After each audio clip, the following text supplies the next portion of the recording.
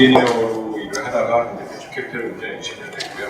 직접 이제 기업들을 투자를 하기 때문에 일자리가 어떻게 늘어나는지는 스타트업의 육성을 통해서 저희는 숫자로 어쨌든 보고를 또 하게 되어 있습니다. 그리고 저희 투자되는 중소벤처에 대해서 그런 경험을 좀 들려달라고 전달을 받아서 제목은 바이오 스타트업으로 달았는데 지금 저희 투자 업계에서는 바이오 스타트업이 가장 핫입니다. 근데 제주도에서 하시기에는 이 바이오 중에서 제일 하드가 되는 레드바이오는 현실적인 어려움이 있습니다. 가장 큰 이유가 인력에 대한 문제이기 때문에 마치 이제 화장품에 대한 어프로치를 좀 더 구체적으로 요구하셔서 화장품과 연관된 부분들을 좀 데이터를 정리했고 그 위에 이제 제가 제안드리고 싶은 거는 별도로 좀 말씀드리겠고요.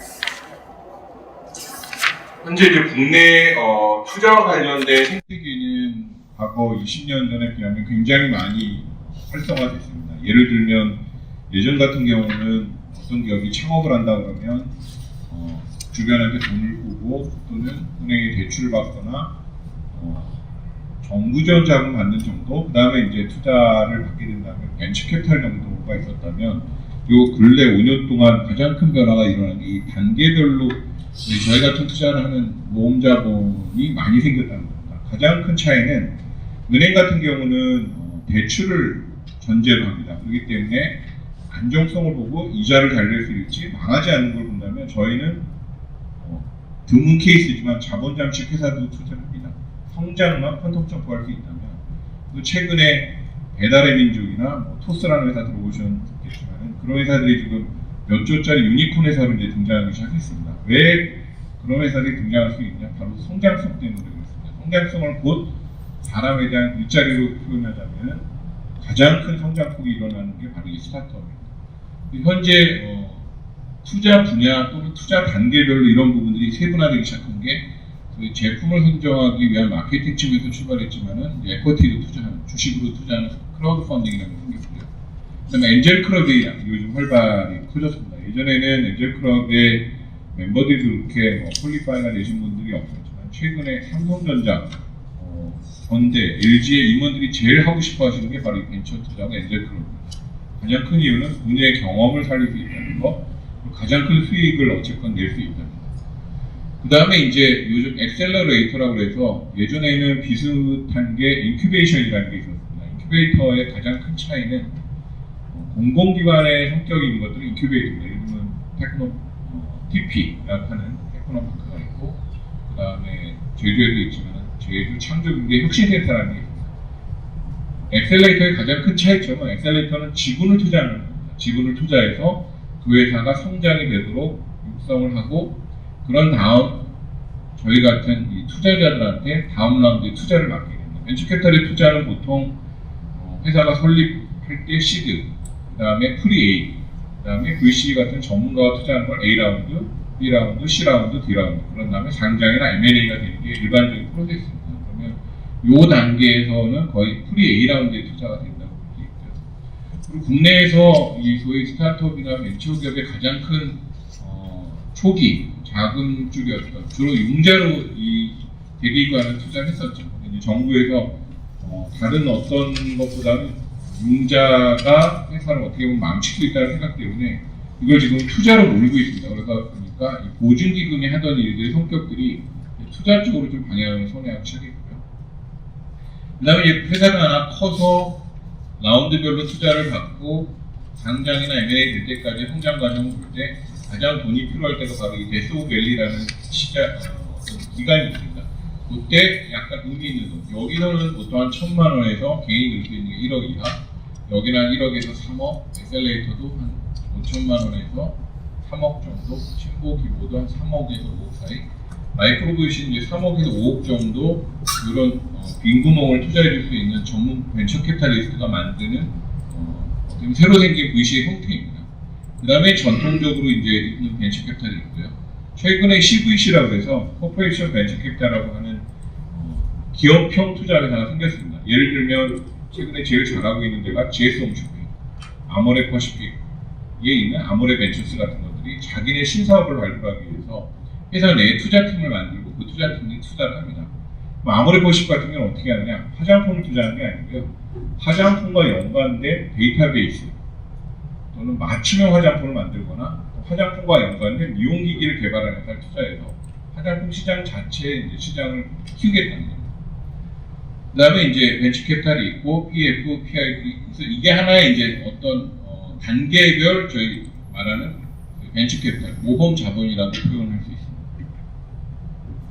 그 단계별로 이제 필요한 것들이 이런 단계별 순서가 있는데 아마 제가 나중에 제언을 드리겠지만 제주도에서 일자리 창출을 하는 방법은 여러 가지가 있겠지만 내부에 있는 사람들을 일자리를 만들어주는 것도 하나의 방법이겠지만 또 하나는 외부에 있는 친구들이 와서 여기서 사업을 하면은 뭔가 일자리를 만들 수 있는 어프로치가 또 하나의 방법입니다. 이 방법은 실제로 과거 한 5년 동안 제가 창조경제혁신센터 충북지역을 맡아서 LD그룹 돈 200억과 정부자금 200억, 410억을 투자를 한 경험을 가지고 말씀드리자면 충북도 역시 똑같은 문제가 있었습니다. 2015년, 14년에 펀드를 조성할 때 일자리 창출 플러스 회사를 많이 만들어진 회사들을 투자를 해달라고 했을 때 저희가 분석한 거로는 어쨌건 충북에서 투자할 만한 회사들은 많지 않았습니다. 그래서 그러니까 정책의 방향을 다르게 어프로치 해달라고 요청드린 게 있는 회사에 투자하는 것도 방법이지만 좋은 회사를 끌고 와서 사람들이 오게끔 해야 된다. 그래서 공장이 또는 회사가 연구소가 생기게끔 해야 된다. 역시 제주도 그런 측면에서 뒤에 더 자세히 말씀드리겠지만 화장품과 연관된 공유경제사무소나 또는 엑셀러레이터가 좀 더 밀착해서 만들어져야 된다. 그건 뒤에 더 자세히 설명드리겠습니다. 그 단계에서 이제 필요한 게 결국은 이 시드 단계에서 필요한 이 시드 단계에 필요한 이 자문단들의 역할이 굉장히 중요합니다. 국내에서도 거의 벤처 캐피탈의 역사가 꽤 오래됐지만 회사를 직접 인큐베이팅 해보고 단계별 성장에 어드바이스 해주는 멘토들이 그렇게 많지 않습니다. 특히 화장품과 특화된 부분들은 국내 화장품 회사가 꽤 잘 나가지만은 그런 부분들을 어떻게 좀 더 집중해서 초기 쪽에 도와줄 수 있겠느냐. 그 다음에 이제 많이 필요한 부분이 이런 부분인데 이런 부분들이 이제 소위 엑셀러레이터가 돼야 할 주요한 자문 역할 중에 하나입니다. 다시 원점으로 돌아와서 마크로하게 보면 현재 소위 벤처캐피탈이 투자하는 분야는 비상장 회사로서 인력이 적을 때는 2명, 지금 많아지면 한 번에 1년 만에 막 300명, 500명씩 늘어납니다. 그런 비상장 투자를 이제 저희 벤처기업 또는 스타트업이라고 표현하는데 이제 과거 우리나라 산업 트렌드를 보면 저희 투자는 일반 산업에서 어떤 산업이 성숙되기 전까지 보통 5년 전에 선행 투자를 한다고 보시면 됩니다.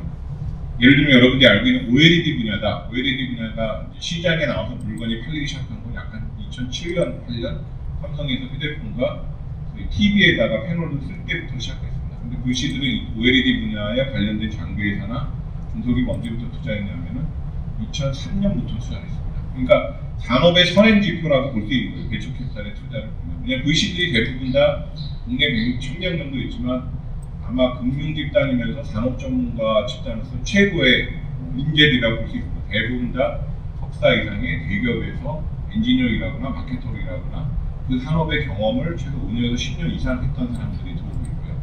바이오 분야 같은 경우는 최근에 연대나 서울대를 졸업한 MD, PhD 전문이면서 박사를 딴 분들이 저희 업계에 들어오기 시작했습니다. 이 얘기는 산업의 이해도가 굉장히 높다는 거예요. 그런 친구들이 이제 투자를 한 어떻게 보면 데이터베이스인데 요점만 말씀드리면 어쨌건 ICT나 이 기계 장비 같은 전통 제조업의 투자가 현격하게 줄고 있다는 겁니다. 얼마나 줄었냐면 이게 2013년에 전체 벤처캐피탈의 투자가 한 해 한 1.5조에서 올해 한 3조 정도 될 거라고 예측하고 있습니다. 그럼 비율로 따지면 ICT 제조가 예전에는 한 1.4조일 때 3천억이 투자됐다면 지금 2007년 기준으로 약 2.4조에서 1,600억으로 줄었습니다. 그 다음에 전기전자 마찬가지로 비율이 유지되고 있지만 그나마 이거 반도체 디스플레이 때문에 유지되고 있고요. 화학 소재도 비슷한 상황이고요. 반면에 ICT 서비스라고 하는 예를 들면 어떤 게 그러냐, 쿠팡, 그다음에 여러분들이 아는 배달의 이게 다시피 서비스입니다. 아까 상무님도 얘기하셨지만은 제조업이 아니라 최근에 모 샤오미 회장이나 알리바바 회장이 그런 말을 했죠. 이제 영원한 제조업 시대는 끝났다. 영원한 융합되는 시대가 올 거다라고 했고, 이미 알리바바는 그런 측면에서 여러분이 아시는 이커머스 회사로 알고 있지만 인공지능도 개발하고 자동차도 개발하고 있고 심지어 금융산업도 하고 있습니다. 그래서 전체 추이를 보면 어쨌건 서비스업이 엄청나게 늘었습니다. 전체 2008년 6월 기준으로 약 4천억, 바이오 의료는 지금 4,100억이지만 올해 12년 통계를 따지면 약 3조 투자된 것 중에 1조가 바이오 헬스케어 분야에 투자된 것입니다. 그 얘기는 산업의 트렌드가 바뀌는 거고요.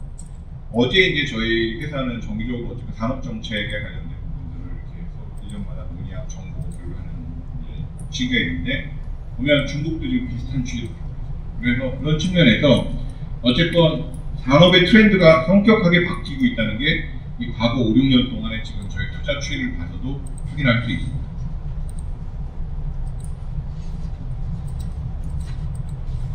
그럼 이제 헬스케어 바이오 분야는 어떤 게 있느냐? 전체 벤처캐피탈이 여러 분야를 다 투자합니다. 아까 언급을 드린 게 한 8가지인데 그 중에 제일 많이 투자되는 분야가 요즘 헬스케어 분야고, 그 중에서도 이 바이오, 레드바이오라고 하는 세포 치료제부터 시작해서 백신, 메디컬 디바이스, 헬스케어 서비스, 진단 분야가 있습니다.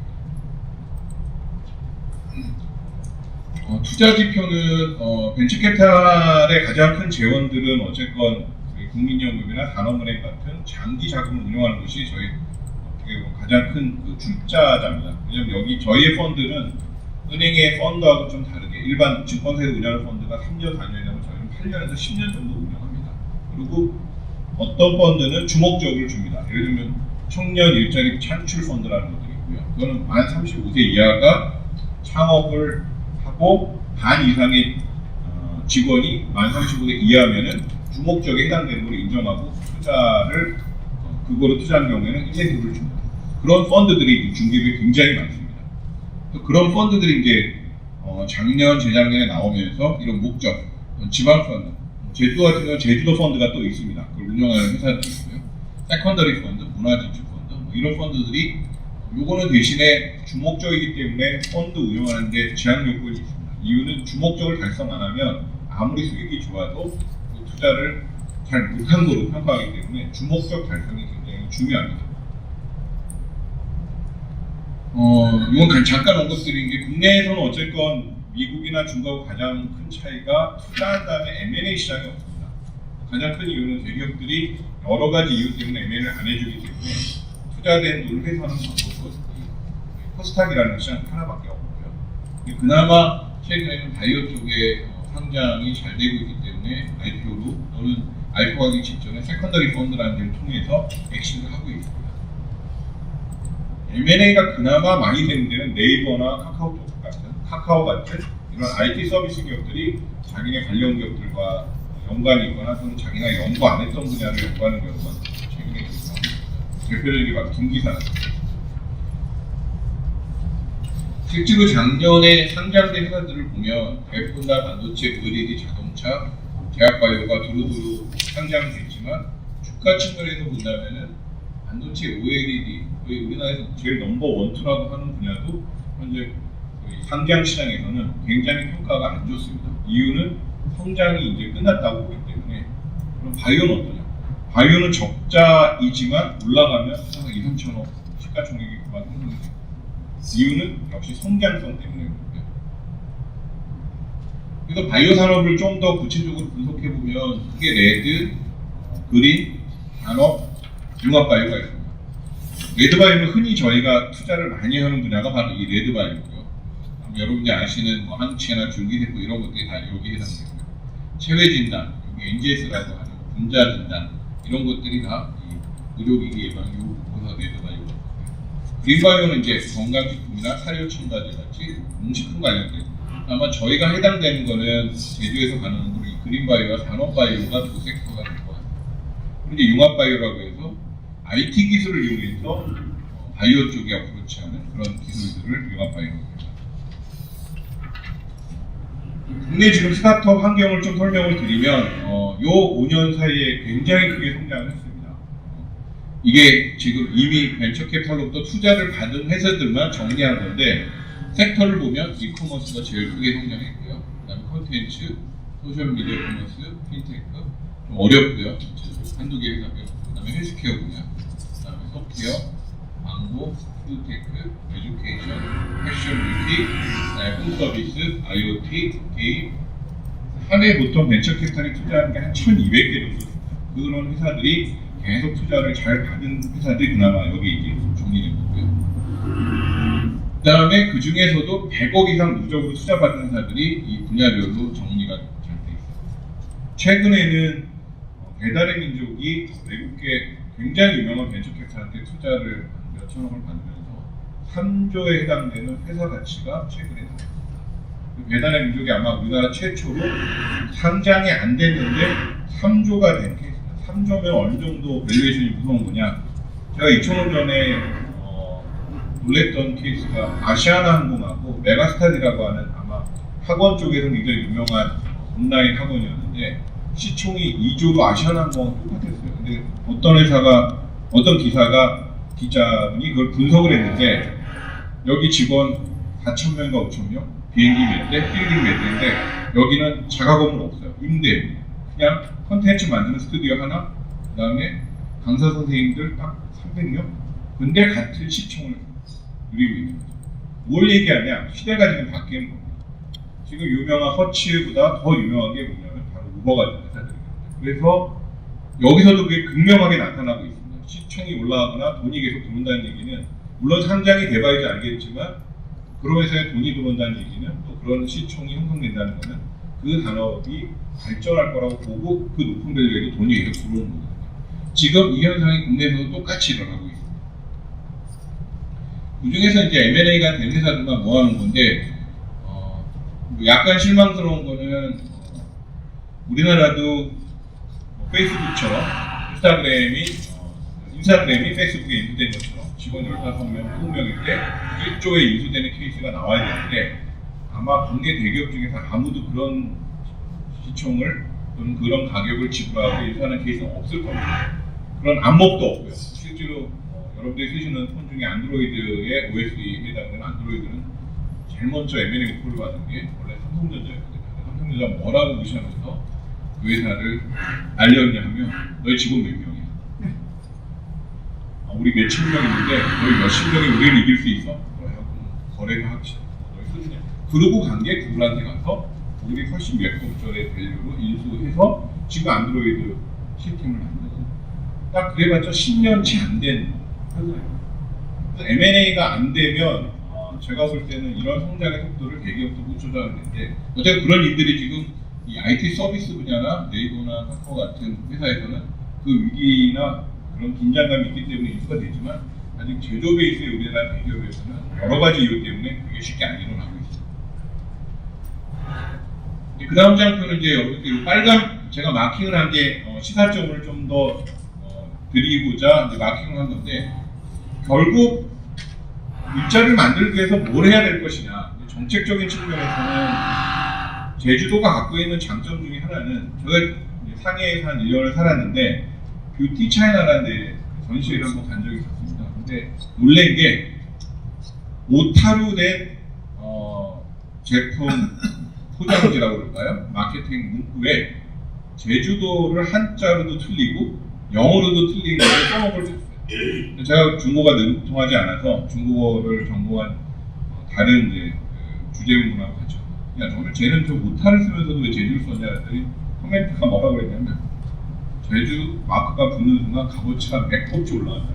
왜냐하면 크림, 그 다음에 퀄리티 이게 머릿속에 이미 중국 사람들 머릿속에 박혀있기 그렇기 때문에 그런 측면에서 화장품과 관련된 또는 소재 이미 이제 제가 오기 전에 편장이 보내주신 보고서부터 제주 관련 보고서를 과거 한 10년 거를 다 서칭해서 읽어봤어요. 근데 이미 제주대학교에서 또는 제주발전연구에서 화장품 관련된 연구를 10년 전에 하셨는데 그거를 실질적으로는 좀 실행하는 측면에서는 어프로치가 전형적인 제조 방법이나 제조 어프로치를 하셨던 것 같아요.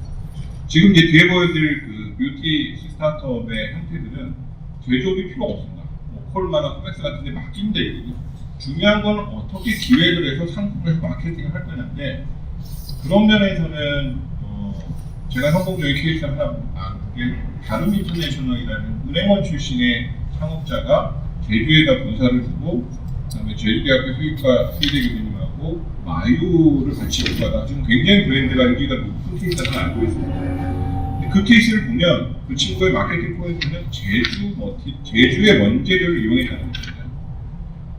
그거하고 이제 접목을 해본다면 결국 제주도 내에 이런 엑셀레이터나 코워킹 플레이스를 열어서 제주와 관련된, 특히 식재료나 원료와 관련된 것들을 내가 간단하게 실험을 하거나 테스트를 하거나 또는 어떤 것들을 정보를 얻고자 할 때 거기 가면 다 해결이 돼 하는 그런 어떤 원스톱 서비스가 제조 베이스가 아닌 스타트업 베이스로 된다면은 그분들이 이제 갈망하는 그런 장소나 공간이나 또는 정보를 얻고 싶어 하는데 국내에서는 그런 정보를 갖고 있는 데가 별로 없거든요.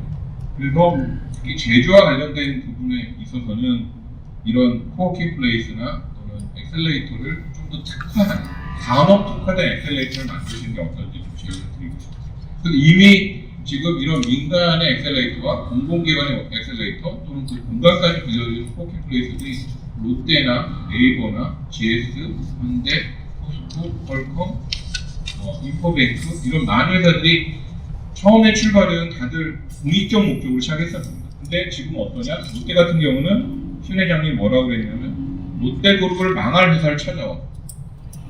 굉장히 파격적인 제안을 했어요. 이유는 이제 유통이 망가지고 있거든요. 온라인화가 대체되고 있고 새로운 제품을 찾는 방법들이 굉장히 다양화되고 있는데 롯데는 롯데 스타일로만 계속 움직이니까 회장님이 이 녹색 엑셀레이터를 처음에는 굉장히 공공 목적으로 CSR이라는 이유로 시작했지만 지금은 그룹의 어떤 방향을 설정하는데 굉장히 중요한 안테나를 좀 사용하기 시작했다는 거예요. 그래서 자본금도 이게 300억 넘고 바람도 충원해서 롯데와 허브팔사들을 찾기 시작했어요. 이거는 최근에 쿠트라에서 발표한 보고서인데요. 여기서도 역시 이제 최근에 화장품 글로벌 트렌드를 보면 여러 가지 빼고 그냥 저희와 연관된 거 본다면 원료 기능성 소재가 메커니즘 공법으로 중요시됐고 천연 소재에 대한 이슈들, 그걸 이용한 한방이나 유기농 제품들이 출시되고 있고 프리미엄 제품들이 각광받고 있다. 그리고 원료의 고급화, 맞춤형. 그래서 최근에 아모레 퍼시픽에서 그런 창업 경제 데모대회를 했는데 그때 사장님이 어떤 코멘트를 했냐면 우리가 랭킹 6위 정도 되고 넘버원이 로레알이지만 우리가 생각하는 다음 벤치마킹 모델은 알리바바다. 이유는 걔네처럼 우리 회사도 데이터베이스 회사가 됩니다. 그래서 결국은 맞춤형 화장품을 만드는, 그래서 우리 회사 내에서도 제조 베이스 마인드가 아닌 데이터를 분석하는, 궁극적으로 나중에 여러분들이 좀 지저분한 얘기지만 마이크로바이옴 같은 장내 미생물을 분석해서 변을 통해 가지고 그 다음에 유전자를 AGS로 분석해서 당신한테 가장 맞는 기능식품과 가장 맞는 화장품을 제공하는 그런 회사들이 이미 출범을 했습니다. 그래서 단순히 그냥 오프라인으로 그런 제품 프로덕트를 파는 게 아니라 그 사람의 맞춤형으로 되는, 이거는 연결을 하고 어프로치를 하는 게 중요하지 일단 연결이 되면 그 다음부터는 자동이거든요. 근데 그런 시스템을 아직 어프로치하는 데는 못 봤어요. 그렇기 때문에 지금 이미 화장품 업계에서도 이런 이슈들이 나오고 있고요. 또 하나 이제 남성용 화장품 시장이 청소년 소비, 여기 추가하자면은 반려견에 관련된 화장품 시장도 굉장히 커지고 있습니다. 근데 반려견 화장품의 가장 큰 어려움이 뭐냐면 무색이어야 되고 재료가 천연 재료예요. 냄새가 나면 절대 안 되고요. 오염이 되면 애가 쓰는 베이비 파우더 같은 것도 반려견들이 못 견딥니다. 왜냐하면 독성이 있기 때문에. 그래서 그런 측면에서 어쨌건 재료 트렌드가 현재 굉장히 중요한 이슈가 되고 있다는 걸 볼 수 있고요. 그래서 이거는 국내 퓨처 플레이라고 아까 말씀드렸던 유명한 엑셀레이터 중 하나가 원래 여기는 하드웨어 쪽을 하는 데인데 아모레 퍼시픽이 요청을 했습니다.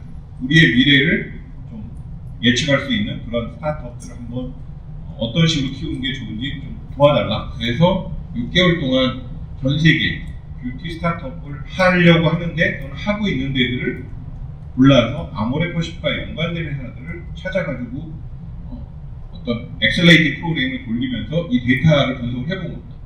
찾아보니까 뷰티 관련된 회사가 약 1000개 있고요. 그 중에 펀딩을 이미 받은 회사가 125개, 국내 53개, 35개 받았고, 자세한 얘기는 더 안 드리겠지만 여기서도 이제 중요한 것 중에 하나가 소재 얘기가 또 나옵니다.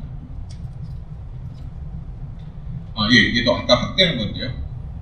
BM을 이제 분석을 해보면 크게 마케팅과 관련된 이런 세일즈 채널이 있고요. 프로덕트와 관련된 여기 보시면 원료, 바이오기술을 이용한 새로운 스킨케어 원료를 개발. 이게 또 하나의 지금 스타트업들의 화두입니다. 이게 국내외 지금 뷰티 관련된 회사들의 지원도인데요. 이런 마케팅 포인트로 한 데도 있고 디자인도 있고 서비스 레저베이션 크로스보더 타겟이지만 여기 중요한 항목 중에 역시 빨간색 치고 보시면 소재 관련 회사가 한 그렇죠.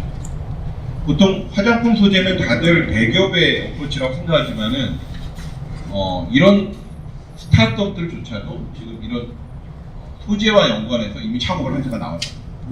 전체적으로 어쨌건 스타트업을 끌어들이는 거는 그 사람들이 와서 일할 수 있는 환경만 만들어 주신다면 어디든지 갈 겁니다. 그런 일들이 이미 바이오 쪽에서는 판교나 서울 바이오고 같은 데 나타나기 시작했어요. 그리고 사람이 모이면 돈이 모이게 됩니다. 그래서 창업과 관련 환경을 말씀드려서 엑셀레이터 얘기를 드렸지만 어쨌건 이 환경을 어떻게 정말 일반 스타트업들이 받아들일 수 있는 친화적으로 만드시냐, 이런 공공 성격이 아닌 정말 일하기 편하고 위워크 같은 데가 대표적인 그런 케이스들이거든요. 그런 것들을 제주도에 맞는 맞춤형 인큐베이터와 엑셀레이터 프로그램을 구축하시는 게 어떨까 제안을 드립니다.